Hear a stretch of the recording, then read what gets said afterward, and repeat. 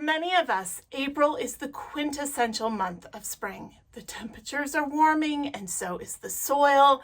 It's time to get busy in the garden. But sometimes that to-do list can feel overwhelming. I know it does for me. Never fear though, time is on your side. And here is your April gardening checklist.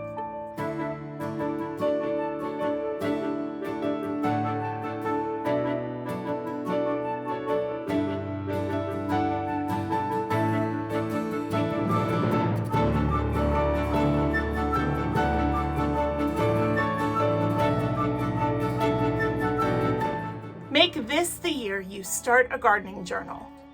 A journal allows you to compare notes year to year, make notes for next year, and keep track of to-do lists, planting dates, and so much more.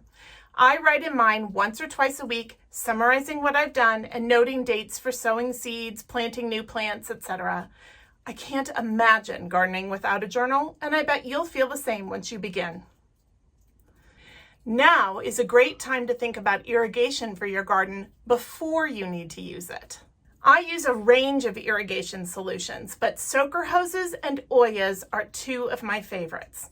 Using Oyas with my tomatoes has completely eliminated blossom end rot. They water effectively and evenly. Soaker hoses are wonderful for trees and larger beds.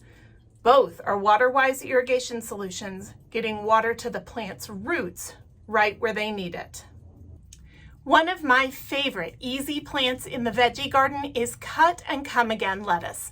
And if you haven't sown any yet, now is a good time. Cut and come again means these lettuces don't grow in heads. You just harvest the leaves as you need them and then they regrow.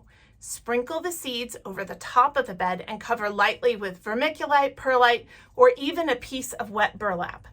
Keep it damp until the seeds sprout and be sure to water regularly. You should have baby lettuces to harvest in 4 to 6 weeks. No one likes to have cold, wet feet, and plants are no different. Check the temperature of your soil before planting. Seeds might germinate in colder soil, but anything below 60 degrees will stall or halt growth for most plants. So check your soil temperature and then check your plant's favored temperatures before you sow seeds or plant in new plants. You might be thinking about filling your pots with new plants. I know I am. Be sure to clean your pots first. On a warm, sunny day, wash out your pots and put them out to dry for a few days in the sun before planting. If your spent potting mix held diseased plants, that mix should go into your city green waste bins. But barring that, the spent mix can be recycled by mixing it with fresh compost and applying it to raised beds or new garden beds. You can even add it in small quantities to your home compost. For many of us in colder climates, it isn't quite time to clean up our garden beds, no matter how tempting that may be. The Xerces Society advises that if you aren't ready to put away your coats and sweaters yet, and your last frost date hasn't passed, don't clean up the leaf litter in your garden. There are still native bees and all kinds of beneficial insects using that leaf litter as shelter against the cold and rain.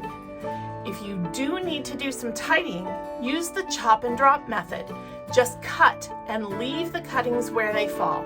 This will provide some shelter and also help to hold moisture in your soil too. Don't forget to take time out to enjoy your spring garden too. I know for me, all of my bulbs are such a lift after winter. And if you're in warmer climates, the azaleas and rhododendrons, they're gorgeous, swoon-worthy. No matter where you are, I wish you a happy spring. And if you have garden questions, drop them below. I'll be sure to answer them. And don't forget to like and subscribe. Happy gardening!